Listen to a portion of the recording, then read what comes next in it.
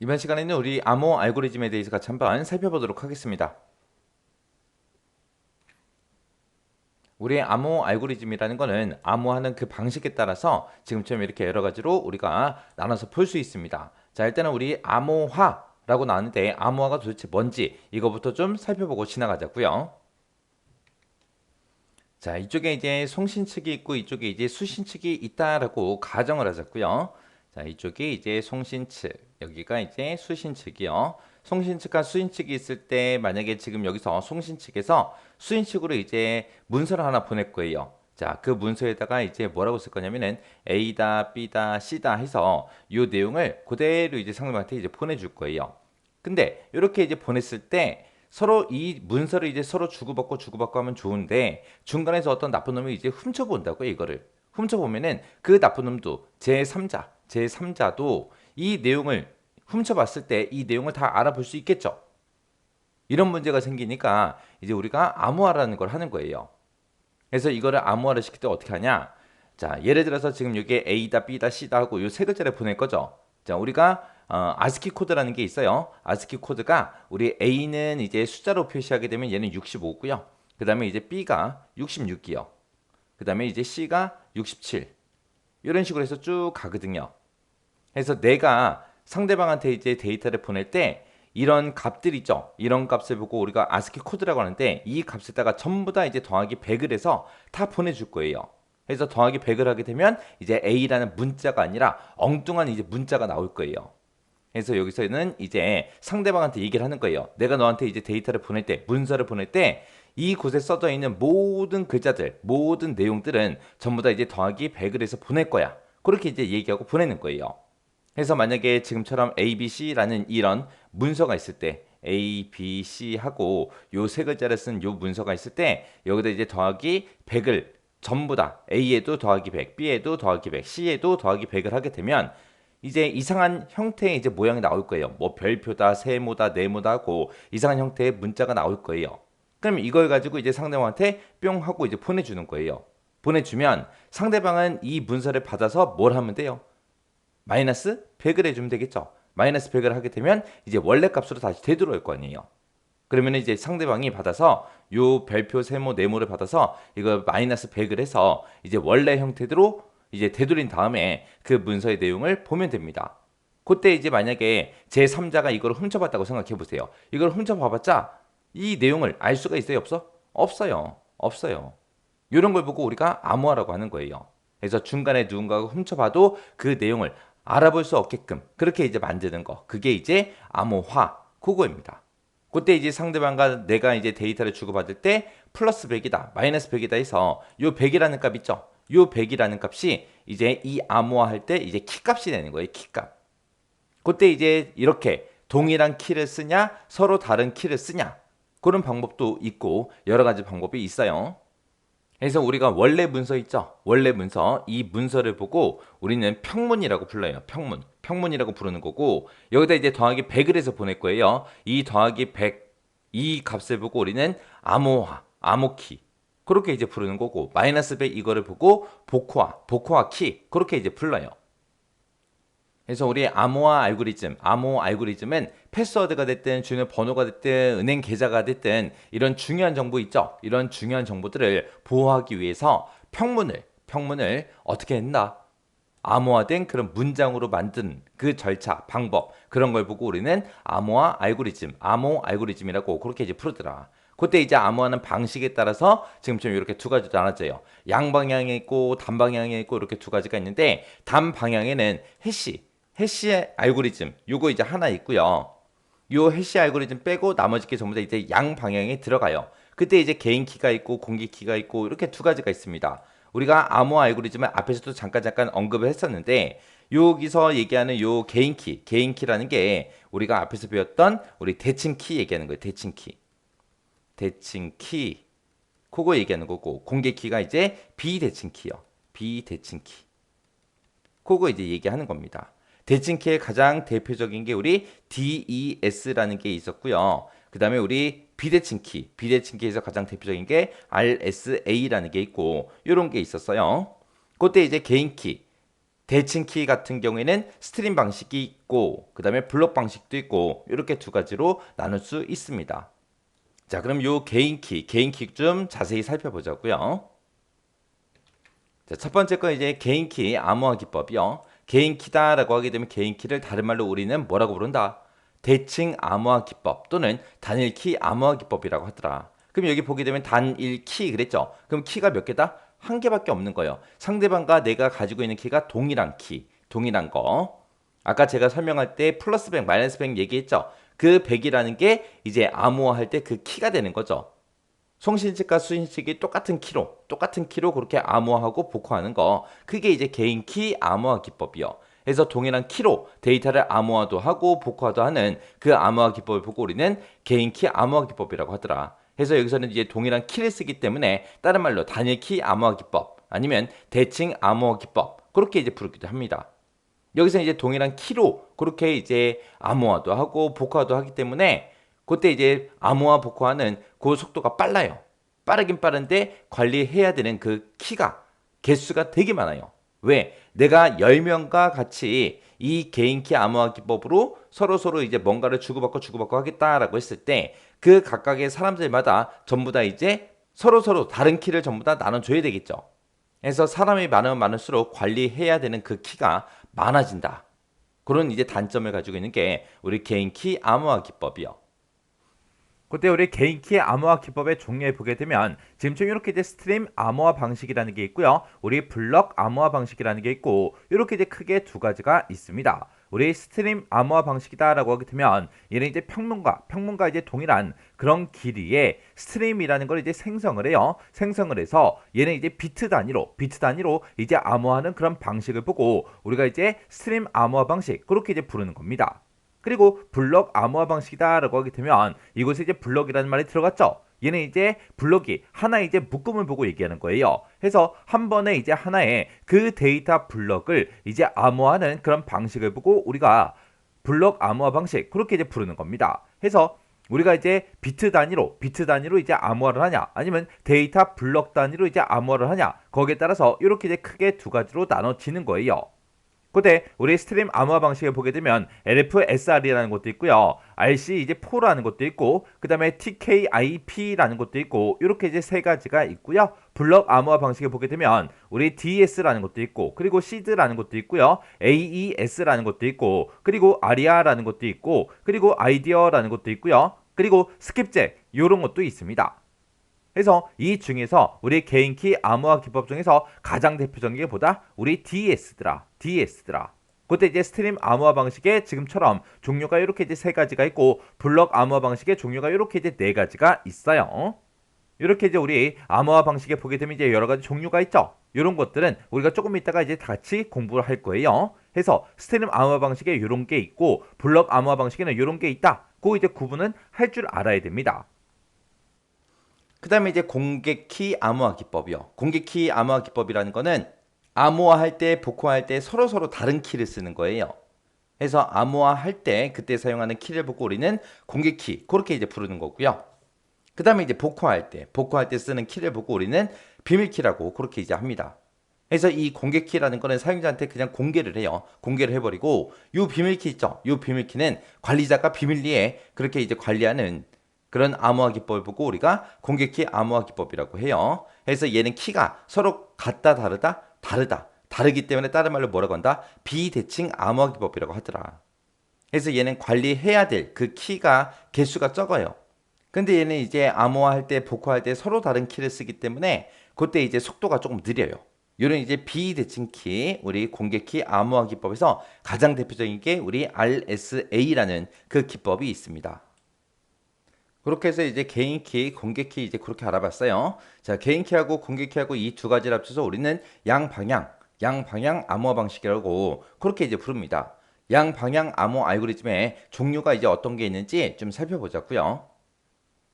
우리 양방향 알고리즘에 보게 되면 여러 가지 이제 종류가 나와요. 그 중에 이제 첫 번째 이제 시드라는 거요. 얘는 이제 1999년도에 우리 한국인터넷진흥원 여기서 이제 개발한 그런 이제 블럭 암호화 알고리즘을 보고 우리 시드라고 그렇게 이제 부르는 거예요. 얘는 이제 블럭의 크기는 총 128비트로 그렇게 이제 구성이 되어 있는데, 그때 이제 키의 길이에 따라서 128, 256 그렇게 이제 두 가지로 우리가 분류를 할 수가 있습니다. 그래서 우리 시드라는 거는 한국인터넷진흥원에서 개발한 그런 이제 블럭 암호화 알고리즘이다. 얘는 블럭의 크기가 이제 128비트짜리다. 키의 길이에 따라서 128, 256 그렇게 이제 두 가지로 나눌 수 있더라. 그렇게 이제 기억하시면 되고요. 그다음에 이제 두 번째 보니까 이제 아리아가 이제 나왔죠. 여기서 지금 우리 아리아라고 그렇게 이제 부르는 건데, 거기서 우리 A 첫 번째 있는 요 A가 우리 아카데미요. 요 아카데미가 이제 학계라는 그런 뜻을 가지고 있고, 그 다음에 이제 R이 이제 우리 리서치의 이제 약자고요. 그리고 이제 I가 이제 인스티튜트, 그거 이제 약자예요. 해서 우리 리서치 인스티튜트 그렇게 이제 부르게 되면 얘는 이제 연구 기관을 보고 얘기하는 거고, 그 다음에 이제 에이전시라고 하게 되면 얘는 이제 정부를 이제 뜻하는 겁니다. 해서 이런 것들을 이제 약자를 써서 우리가 이제 아리아 그렇게 이제 부르는 건데, 얘는 2004년도에 국가 이제 정부원 그리고 산학연협회 거기서 이제 개발한 그런 이제 블럭 암호화 알고리즘이 우리 아리아라는 거요. 그 다음에 이제 우리 DS요. DS는 1975년도에 우리 미국의 이제 MBS라는 곳에서 발표한 그런 이제 개인키 암호화 알고리즘을 보고 우리가 이제 DS 그렇게 이제 부르는데, 여기 보게 되면 이제 MBS다라고 나왔죠. 요 MBS라는 게 미국 표준기술연구소, 그거 이제 과거에 이제 이름이 MBS였어요. 거기서 이제 발표해놓은 그런 개인키 암호화 알고리즘이 우리 DS인데, 이 DS는 블럭의 크기는 이제 64비트로 그렇게 되어 있고요. 그때 이제 키의 길이는 56비트짜리고, 얘는 총 16회 이제 라운드를 수행해서 암호화를 이제 시켜줍니다. 지금 여기 보게 되면 이제 16회 이제 라운드를 이제 수행한다 그렇게 나오는데, 여기서 얘기하는 그 라운드가 우리 암호화 키를 이제 생성하기 위해서 암호화 이제 연산식이 됐든 함수가 됐든 그런 것들을 이제 적용시키는 그런 과정을 우리가 라운드라고 그렇게 이제 부릅니다. 해서 이런 이제 라운드 횟수가 이제 많아지면 많아질수록 보안성이 이제 더욱더 향상이 이제 되는 거예요. 해서 이 DS는 총 16회의 그 라운드를 이제 수행을 해요. 그리고 이 DS를 세 번 이제 적용을 시켜서 보안을 이제 더욱더 이제 강화해 놓은 그런 트리플 우리 DS 그런 것도 있어요. 해서 우리 시드다, 아리아다, DS다 요 세 가지는 전부 다 이제 개인키 암호화 기법의 종류입니다. 그 중에서도 우리 블록 암호화 방식이 있었고 스트림 암호화 방식이 있었는데, 이 세 가지 모두 다 블록 암호화 방식의 종류들이에요. 그래서 우리 시드라는 거는 한국인터넷진흥원 이런 말이 꼭 나오겠죠. 그리고 그때 이제 블럭의 크기는 128비트로 그렇게 이제 구성이 되어 있어요. 그리고 아리아라는 거는 국가 이제 정부원 그리고 산학연협회 거기서 이제 개발해 놓은 그런 블럭 암호화 알고리즘이다 그렇게 이제 기억하시면 되고, 그리고 DS라는 거 얘는 이제 블럭의 크기가 64비트짜리다. 그리고 키의 길이는 이제 56비트다. 얘는 16회 이제 라운드를 이제 수행하더라. 그리고 이 DS를 세 번 이제 적용시켜서 보안을 더욱더 강화해 놓은 그런 이제 트리플 우리 DS라는 것도 있더라. 요거 이제 잘 기억하시면 됩니다. 그 다음에 우리 AES라는 거요. AES라는 거는 우리 미국 표준기술연구소에서 발표해 놓은 그런 개인키 암호화 알고리즘을 보고 우리가 이제 AES 그렇게 이제 부릅니다. 지금 여기 보게 되면 미국 표준기술연구소 NIST하고 그렇게 써져 있는데, 우리 아까 DS가 MBS에서 이제 개발했다 그랬죠. 이 미국 표준기술연구소 우리 NIST의 과거 이름이 우리 MBS라고 그렇게 이제 불렀어요. 얘는 이제 DS의 이제 한계를 느껴서 우리 미국 표준기술연구소에서 이제 공모를 한 다음에 발표한 게 우리 AES라는 겁니다.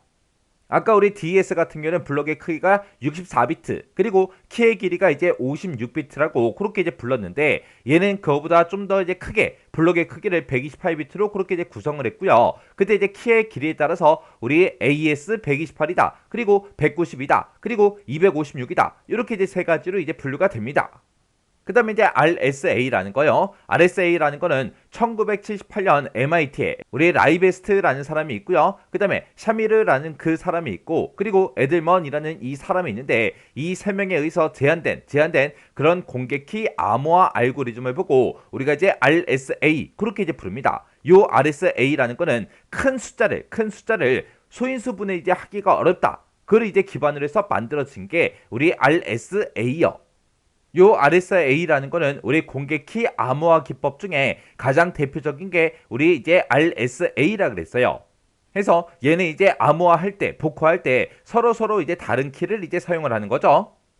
그 다음에 이제 아이디어라는 거요. 요 아이디어라는 거는 스위스에서 이제 개발한 겁니다. 이 스위스에서 우리 라이라는 그 사람과 우리 메시라는 그 사람이 있는데 이 두 명의 사람이 1990년에 개발해 놓은 우리 PES라는 게 있었어요. 그걸 이제 개선해서 만들어진 그런 이제 알고리즘을 우리가 이제 아이디어 그렇게 이제 부르는 거고 얘는 이제 블럭의 크기가 총 64비트로 그렇게 이제 구성이 돼 있고 얘는 이제 키의 길이가 128비트로 그렇게 이제 구성이 되어 있습니다.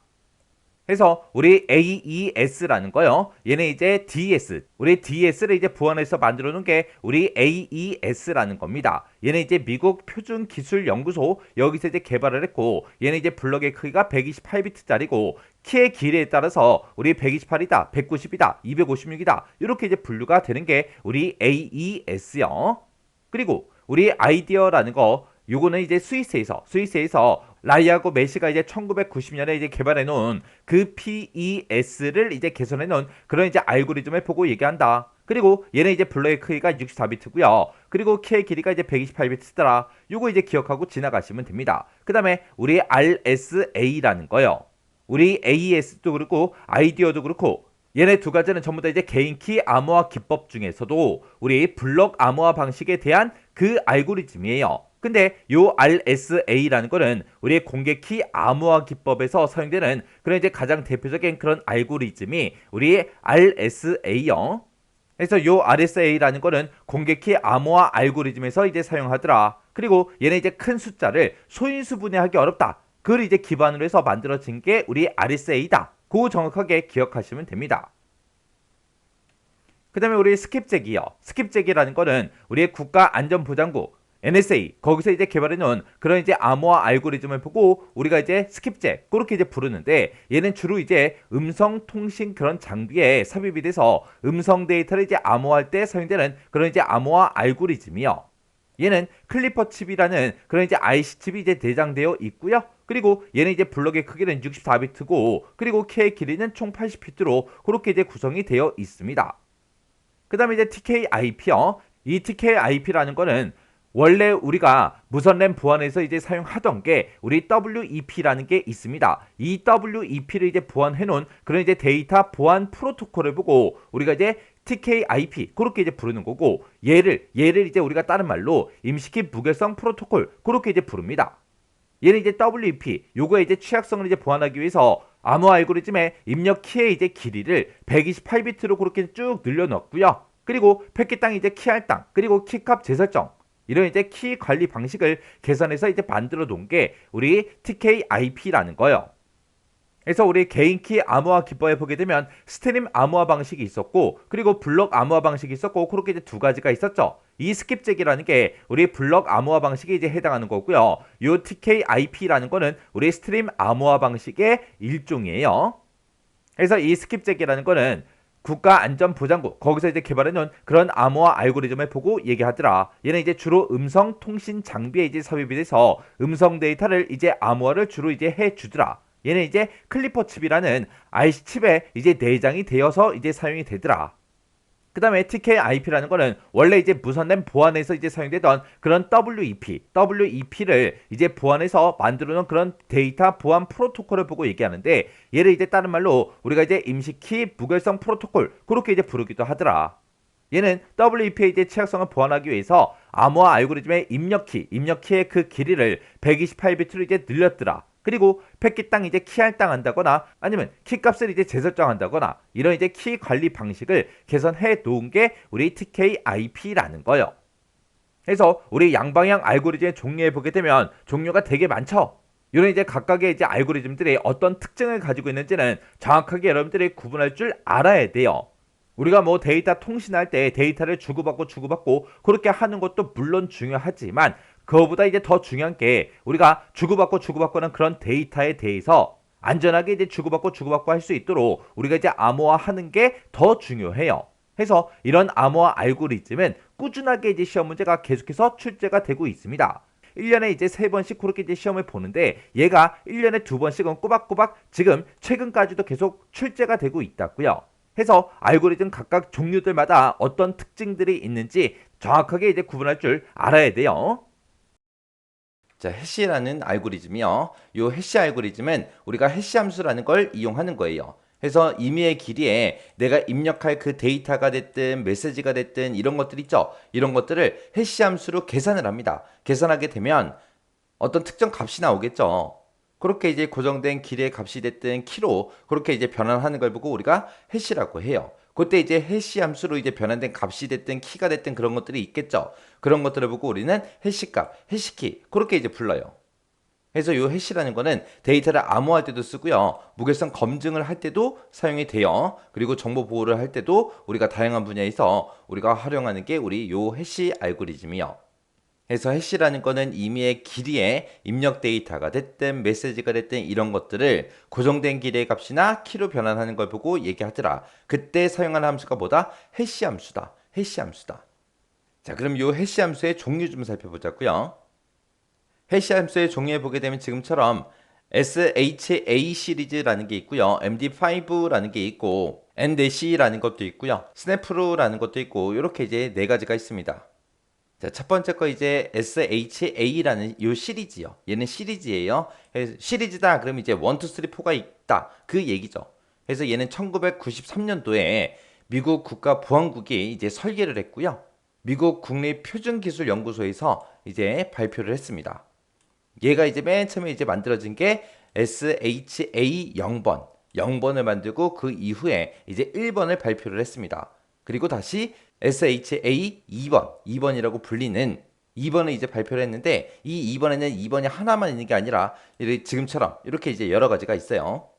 그 다음에 이제 MD5. MD5가 예전에 이제 시험 문제 나왔었거든요. 이 MD5는 1991년도에 이제 알 리베스트라는 이 사람에 의해서 이제 고안이 됐는데 이 사람이 이제 MD4라는 요 알고리즘을 대체하기 위해서 고안한 그런 해시 함수. 그걸 보고 우리가 MD5라고 합니다. 얘는 이제 블록의 전체 길이가 512비트고요. 키의 길이는 128비트. 이렇게 생긴 이제 해시 함수 이름이 MD5요. 그 다음에 이제 NDC라는 요 함수도 있는데 얘는 이제 일본에서 만들어진 거예요. 1989년도에 일본의 이제 전신 전화 주식회사 여기서 이제 발표한 암호화 해시 함수 그 이름이 NDC라는 거고요. 얘는 이제 블록 크기 그리고 키의 길이 전부 다 이제 128비트로 그렇게 이제 만들어 놓은 게 NDC라는 요 해시 함수입니다. 그 다음에 이제 스냅프루라는 게 있는데 얘는 1990년도에 RC 머클리라는 요 사람에 의해서 이제 발표된 그런 해시 함수. 얘는 이제 30비트 프로세서에서 이제 구현을 용이하게 할 목적으로 이제 개발된 게 우리 스냅프루라는 겁니다. 그래서 우리 해시 함수의 종류에는 지금처럼 이렇게 네 가지가 있고 요 특징이랑 여러분들이 서로서로 연관 지어가면서 여러분들이 꼭 기억을 하셔야 돼요. MD5 나온 적이 있어요. 꼭 기억하셔야 됩니다. 아까도 얘기했듯이 우리 암호 알고리즘은 중요하다 그랬어요. 꼭 이런 특징하고 우리 알고리즘 이름 정확하게 기억하고 지나가세요.